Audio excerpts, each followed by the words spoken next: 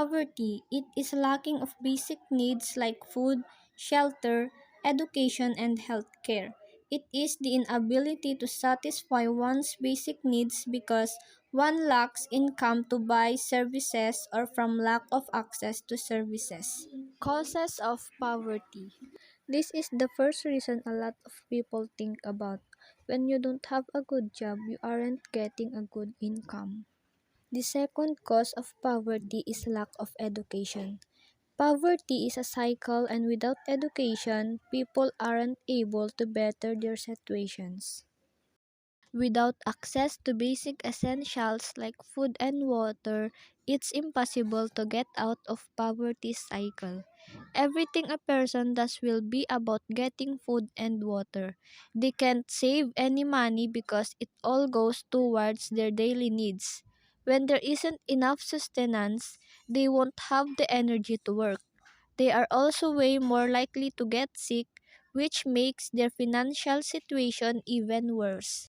Whether it's gender discrimination, racism, or other forms of social injustice, poverty follows.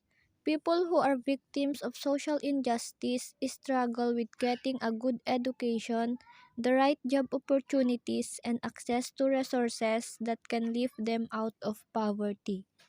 People who are poor are more likely to suffer from bad health, and those with bad health are more likely to be poor.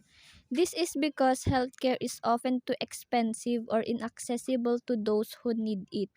Without money for medicine and treatment, the poor have to make really tough decisions, and usually essentials like food take priority. People who are sick get sicker and then they can't work, which makes the situation even more dire. If people do seek treatment, the cost often ruins their finances. It's a vicious cycle. Effects of poverty.